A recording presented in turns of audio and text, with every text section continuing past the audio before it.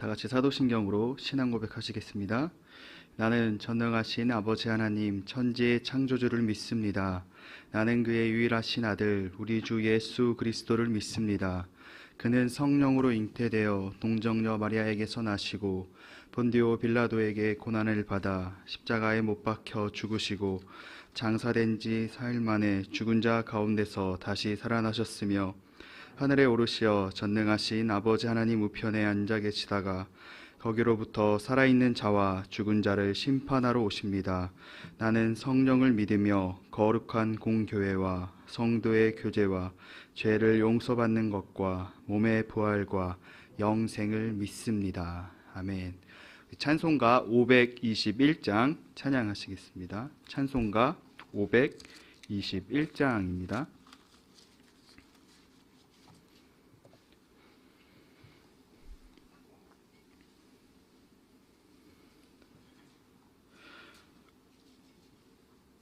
구원으로 인도하는 그 문은 참 좁으며 생명으로 인도하는 그 길은 참 험하니 우리 몸에 지워 있는 그 더러운 죄짐을 하나 없이 벗어놓고 힘써서 들어갑시다.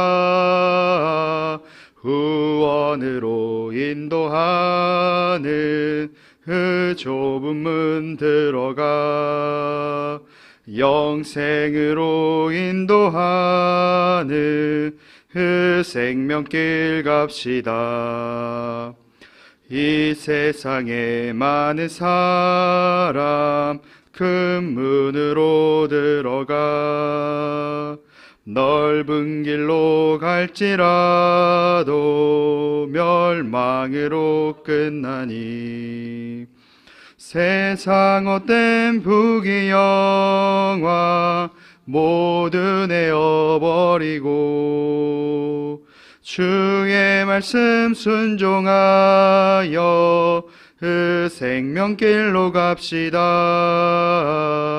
구원으로 인도하는 그 좁은 문 들어가 영생으로 인도하는 그 생명길 갑시다. 구원의 문 열렸으니 주의 공로 힘입어 주저 말고 들어가서 생명길로 갑시다. 구원의 문 닫힌 후에 들어가고 싶으나 한 번 닫힌 구원의 문 또 열려지지 않으리 후원으로 인도하는 그 좁은 문 들어가 영생으로 인도하는 그 생명길. 우리 3절 한 번 더 찬양하겠습니다. 구원의 문 열렸으니 주의 공로 힘입어 주저 말고 들어가서 생명길로 갑시다. 구원의 문 닫힌 후엔 들어가고 싶으나 한 번 닫힌 구원의 문 또 열려지지 않으리 후원으로 인도하는 그 좁은 문 들어가 영생으로 인도하는 그 생명길 갑시다. 아멘. 오늘 우리에게 주시는 하나님의 말씀은 열왕기하 21장 10절에서 15절까지의 말씀입니다. 열왕기하 21장 10절에서 15절까지의 말씀입니다. 우리 말씀을 함께 읽겠습니다. 여호와께서 그의 종 모든 선지자들을 통하여 말씀하여 이르시되 유다 왕 므낫세가 이 가증한 일과 악을 행함이 그 전에 있던 아모리 사람들의 행위보다 더욱 심하였고 또 그들의 우상으로 유다를 범죄하게 하였도다. 그러므로 이스라엘의 하나님 여호와가 말하노니 내가 이제 예루살렘과 유다에 재앙을 내리리니 듣는 자마다 두 귀가 울리리라. 내가 사마리아를 잰 줄과 아합의 집을 다림보던 추를 예루살렘에 베풀고 또 사람이 그릇을 씻어 엎음같이 예루살렘을 씻어 버릴지라. 내가 나의 기업에서 남은 자들을 버려 그들의 원수의 손에 넘긴즉 그들이 모든 원수에게 노략거리와 겁탈거리가 되리니 이는 애굽에서 나온 그의 조상 때부터 오늘까지 내가 보기에 악을 행하여 나의 진노를 일으켰음이니라 하셨더라. 아멘. 예물 봉헌하겠습니다.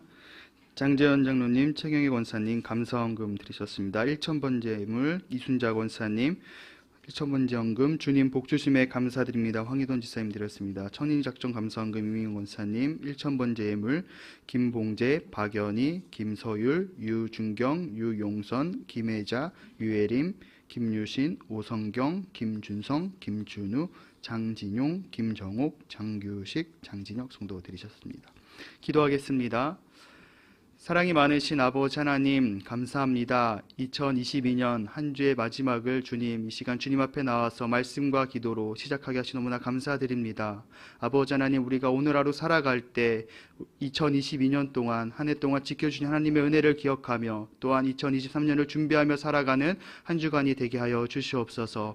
이 시간 주님 앞에 나와서 말씀을 듣습니다. 하나님의 말씀만이 온전히 선포되어지는 시간 되게 하시고 아버지 그 말씀이 우리 삶 가운데 살아서 역사하는 말씀이 되게 하여 주시옵소서. 또한 이 시간 주님 앞에 귀한 예물 올려드립니다. 아버지 예물을 기뻐 받아 주시옵시고 이 예물 가운데 담긴 기도의 제목 소원이 하나님의 은혜와 축복에 가득한 그런 소원의 기도의 제목 되게 하여 주시옵소서. 또한 이 시간 주님 앞에 나와서 우리가 기도하며 부르짖을 때 하나님께서 우리들의 기도를 들으시고 응답하시는 귀한 기도의 역사를 체험하는 귀한 기도의 시간이 되게 하여 주시옵소서. 감사드리며 예수님의 이름으로 기도드렸습니다. 네, 오늘 말씀의 내용은 이제 히스기야 이후에 그의 아들 므낫세가 새로운 왕으로 세워졌습니다. 이 므낫세는 12살이라는 아주 어린 나이에 왕이 되었습니다. 우리가 가끔 뉴스를 보면은 어른들이 이런 말씀을 하시는 걸 제가 어렸을 때 들었는데 나쁜 놈이 더 오래 산다라고 그렇게 이야기를 합니다. 우리나라 뉴스 같은 거 보면은 정말 그런 것 같습니다. 이 나쁜 짓을 행하던 사람들이 더 잘 살고 더 오래 사는 것 같습니다. 이 므낫세도 어린 나이에 왕이 되었고 55년이라는 기간 동안 이스라엘을 통치했습니다. 그러니까 이스라엘 왕 중에 가장 오랜 기간을 통치한 게 바로 이 므낫세 왕인 것이죠. 이 다윗 왕과 같은 왕이 나타나서 55년을 통치했으면 좋겠지만 므낫세는 하나님이 보시기에 악을 행했던 왕이었습니다. 제가 대학교 다닐 때 좀 특이한 이름을 가진 동기가 있었는데 그 동기의 이름이 뭐였냐면 바로 7희였습니다. 좀 특이하지 않습니까? 그러니까 숫자 7, 그렇게 7을 의미하는 7이고 이 희는 기쁨이다라는 그런 뜻을 가지고 있는데 이 처음에는 그 친구의 이름이 그냥 특이하다고만 생각했는데 나중에 그 친구에게 너의 이름의 의미가 무엇인지 물어봤습니다. 이렇게 물어보니까 이 성경에는 7이라는 숫자를 완전한 숫자라고 생각합니다. 하나님께서 천지를 창조하시고 7일째 안식하셨고 이 안식년이 7번 더해지면 그 다음에 희년을 선포합니다. 이렇듯이 성경은 7이라는 것이 좋은 의미고 완전한 숫자를 가지고 있어서 제 동기 그 7의 이름이 뜻이 뭐냐면은 완전한 기쁨이다라는 그런 의미를 가지고 있다라고 이렇게 하더라고요. 그러면서 오늘 므낫세의 행동을 보면은 하나님을 믿는 것에 만족을 느끼지 못하고 이 므낫세의 그런 죄악들을 성경학자들이 7가지로 정리를 합니다. 그 7가지 악행 중에 첫째가 무엇이냐면 이 므낫세는 여호와께서 그러니까 하나님이 보시기에 이스라엘 자손이 보는 앞에서 쫓아낸 이방 사람들의 역겨운 풍습을 따랐습니다. 므낫세의 죄악의 둘째는 뭐냐면은 이 산당이 다시 성행하도록 했던 것이 바로 므낫세 왕이었습니다. 이 아버지 히스기야가 많은 부담을 갖고 종교 개혁을 이룩했지만 그러면서 산당을 없앴는데 그 산당을 다시 세운 것이 바로 이 아들 므낫세의 행동이었습니다. 그리고 므낫세는 셋째로 바알 종교를 장려했습니다. 그리고 아세라 목생도 세웠고 이 므낫세는 넷째로 하늘의 별들을 숭배했습니다. 또 므낫세는 다섯째로 무슨 제약을 지었냐? 우상들을 위해서 여호와의 성전 안에 제단을 세웠습니다. 그러니까 아하스가 했던 그 악한 일을 그대로 따라한 것이 므낫세의 모습이었죠. 여섯째는 무엇이냐? 자기 아들을 불살랐다고 합니다. 이 모습 또한 악한 왕이었던 아하스의 모습을 그대로 따라하고 있는 모습을 볼 수 있습니다. 일곱 번째 제약은 무엇이냐? 이 점쟁이를 불러서 점을 치고 마술사를 시켜서 마법을 부리고 악령과 귀신을 불러내서 물어보기도 했다고 합니다. 이렇게 므낫세의 죄를 7가지로 정리하면서 이 학자들이 완전한 악의 모습이 그야말로 므낫세의 모습이었다라고 이렇게 말씀하고 있습니다. 이 므낫세는 하나님께서 싫어하는 일만 골라서 했던 것이죠. 이 왕이 이렇게 살고 있는데 백성들의 삶은 어떠했을까요? 다르지 않았습니다. 왕이 이렇게 사니까 그 백성들도 똑같이 그 죄악으로, 그 죄악 중에 그 악한 그 모습으로 계속 나아갔던 것이 백성들의 모습이었습니다. 이러한 말씀을 보면서 우리 삶 가운데 어떠한 지도자를 만났냐가 참 중요함을 오늘 말씀을 통해서 깨닫게 되는 것이죠. 이렇게 영적으로 타락하고 죄악이 가득한 왕이 55년이라는 아주 긴 시간 동안 이 이스라엘을 통치했습니다. 그렇다면 앞으로 다가올 이스라엘의 미래는 어떨까요? 안 봐도 비디오이지 않을까 싶습니다. 그리고 오늘 말씀은 어떤 말씀이냐면 이 므낫세와 유다 백성들에게 심판이 선포되어지는 말씀입니다. 우리가 10절과 11절 말씀을 함께 읽어보겠습니다. 여호와께서 그의 종 모든 선지자들을 통하여 말씀하여 이르시되 유다 왕 므낫세가 이 가증한 일과 악을 행함이 그 전에 있던 아모리 사람들의 행위보다 더욱 심하였고 또 그들의 우상으로 유다를 범죄하게 하였도다. 여호와께서 10절에 보면 그의 종 모든 선지자를 통하여 말씀하셨다고 하고 있습니다. 그러니까 한 선지자가 아니라 모든 선지자, 그러니까 그만큼 많은 하나님의 모든 선지자들이 이 므낫세 왕의 그런 악한 이스라엘 백성들의 죄악에 대해서 말씀하고 있는 것이죠. 그리고 그 모든 선지자들이 하나님의 심판의 말씀을 선포하는데 유다 왕 므낫세가 가증스러운 죄를 지었고 아모리 사람들보다 악한 일을 했고 유다가 우상에 섬기는 죄에 빠지게 했다고 말씀하고 있습니다. 이 10계명 중에 첫 번째 계명이 무엇입니까? 하나님 외에 다른 신을 섬기지 말라고 했습니다. 그만큼 우상 숭배라는 것은 하나님께서 가장 싫어하시는 죄악 중에 한 가지입니다. 그런 우상 숭배라는 가장 큰 죄를 저지른 것이 바로 므낫세 시대의 상황의 모습이었습니다. 그리고 이러한 죄에 대한 하나님의 징계가 12절에 이렇게 12절 13절에 나타나는데 함께 말씀 읽어보겠습니다. 그러므로 이스라엘의 하나님 여호와가 말하노니 내가 이제 예루살렘과 유다의 재앙을 내리리니 듣는 자마다 두 귀가 울리리라. 내가 사마리아를 잰 줄과 아합의 집을 다림 보던 추를 예루살렘에 베풀고 또 사람이 그릇을 씻어 엎음같이 예루살렘을 씻어 버릴지라. 하나님이 이제 예루살렘과 유다의 재앙을 내리시는데 듣는 자마다 두 귀가 울릴 것이라고 말씀하고 있습니다. 이 의미는 무엇이냐면은 유다에 내릴 재앙이 지금까지 들어본 적이 없을 정도로, 들어본 일이 없을 정도로 유다에 내린 징벌의 소식이 듣기만 해도 고통을 느낄 만큼 끔찍하고 가혹한 징벌임을 의미하는 말씀입니다.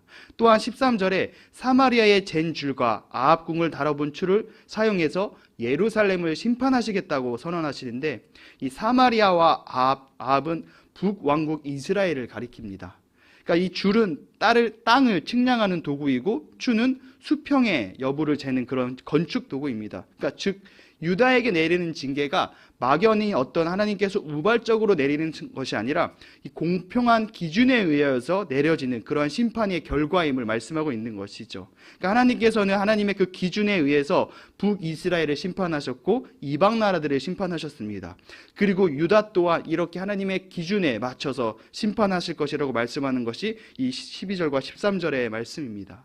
그리고 하나님은 사람이 그릇을 씻어 엎은 놓은 것처럼, 그릇을 씻어서 엎어 놓은 것처럼 예루살렘을 말끔히 닦겠다고 말씀하십니다. 그러니까 하나님의 심판이 마치 그릇을 씻어 엎어 놓은 것처럼 철저하다라는 것을 의미합니다. 또한 하나님의 심판이 단순히 그 파멸을 의미하는 것이 아니라 정화가, 그러니까 더러운 것을 깨끗이 하기 위한 정화가 목표라는 것을 이 말씀을 통해서 보여주고 있죠. 그리고 14절 말씀은 이 심판의 방법에 대해서 말씀하는데 우리 14절 말씀을 함께 읽어보겠습니다. 내가 나의 기업에서 남은 자들을 버려 그들의 원수의 손에 넘긴즉 그들이 모든 원수에게 노략거리와 겁탈거리가 되리니. 남은 자는 이제 이스라엘의 12지파 가운데 남은 자들입니다. 이미 북이스라엘 이 10지파는 아수르에 의해서 침략에 의해서 멸망당했고 이제 유다와 베냐민 지파만 남았는데 이 그 두 지파, 남은 지파도 하나님의 심판의 대상이 된다는 것이죠. 또한 북이스라엘이 아수르의 침략을 받아서 멸망했듯이 유다도 다른 나라의 침략에 의해서 멸망할 것을 말씀하고 있습니다. 그리고 주전 586년에 바벨론의 침략으로 남유다는 멸망하게 됩니다. 15절 말씀, 마지막 말씀 읽어보겠습니다. 이는 애굽에서 나온 그의 조상 때부터 오늘까지 내가 보기에 악을 행하여 나의 진노를 일으켰음이니라 하셨더라. 하나님께서는 이 남왕국 남유다를 심판이 받게 되는 것이 이유는 이스라엘 백성들이 애굽에서 그의 나온 조상 때부터 지금까지 악행을 했기 때문에 이러한 끔찍하고 너무나 심한 심판을 받게 될 것이라고 말씀하고 있습니다. 그러니까 비록 므낫세만이 그때만이 지었던 그 죄뿐만이 아니라 이미 이스라엘 백성들은 애굽에서 나올 때부터 하나님이 보시기에 악을 행했기 때문에 심판을 받는다라고 말씀하고 있습니다. 이 말씀의 의미는 무엇이냐면 하나님께서 그만큼 이스라엘 백성들을 보시면서 오랜 기간 참으셨고 이스라엘 백성들을 돌이키기 위해서 하나님께로 돌이키기 위해서 많이 노력하셨다라는 것을 의미하고 있습니다. 하지만 하나님의 백성들, 이스라엘 백성들은 그것이 하나님의 은혜이고 자비였던 것을 깨닫지 못했습니다. 그리고 그토록 이스라엘 백성들을 사랑하시던 하나님은 끝내 심판을 내리고 있는 말씀이 오늘 말씀입니다. 2022년 우리가 마지막 한 주를 보내고 있습니다. 이제 2023년이 다가오는데 2022년 여러분들은 어떤 한 해를 보내셨습니까? 하나님은 오랜 기간 동안 우리를 지켜보고 계십니다. 그러니까 우리들의 삶의 하루하루가 하나님 앞에 쌓이게 되는 것이죠. 하나님께서 애굽의 그 시대 때부터 이스라엘 백성들을 쭉 지켜보셨던 것처럼 하나님은 우리들의 삶의 그 전부를, 하루의 그 삶을 보고 계신다는 것이죠. 이 빌립보서 2장 12절 말씀에 이런 말씀이 있습니다. 제가 읽어드리겠습니다. 두렵고 떨림으로 너희 구원을 이루라. 이 바울 사도의 말을 우리가 되새기면서 우리가 앞으로 하루하루 삶을 살아갈 때 나의 믿음을 더욱더 탄탄하게 믿음의 길을 온전히 걸어가는 그러한 삶이 되시기를 축복합니다. 우리 함께 기도하도록 하겠습니다. 함께 기도 제목 읽겠습니다. 원로 목사님의 생명을 지켜주셔서 금년 유종의 미를 거두게 하소서. 새 마음 새 믿음으로 새해를 맞게 하소서. 환우들에게 치유를 더하소서. 자녀들의 길을 인도하소서. 원로 목사님께서 지금 중환자실에 입원해 계시고 생명이 조금 많이 위독하다고 하십니다. 특별히 원로 목사님의 생명을 지켜달라고 우리가 더욱더 간절하게 기도했으면 좋겠습니다. 우리 오늘 말씀을 기억하면서 또한 우리 기도 제목과 각자의 기도 제목을 위해서 간절하게 주여 삼창해주고 다 같이 기도하도록 하겠습니다. 주여, 주여, 주여. 은혜가 많으신 아버지 하나님 감사합니다. 아버지 하나님 2022년을 이제 마무리한 한 주간이 시작되었습니다. 아버지 하나님 우리가 살아갈 때 더욱더 하나님의 은혜를 기억하며 하나님의 자비를 기억하며 하나님의 사랑을 기억하며 살아가는 삶이 되게 하여 주소서. 우리의 하루하루 삶이 하나님 앞에 쌓임을 더욱더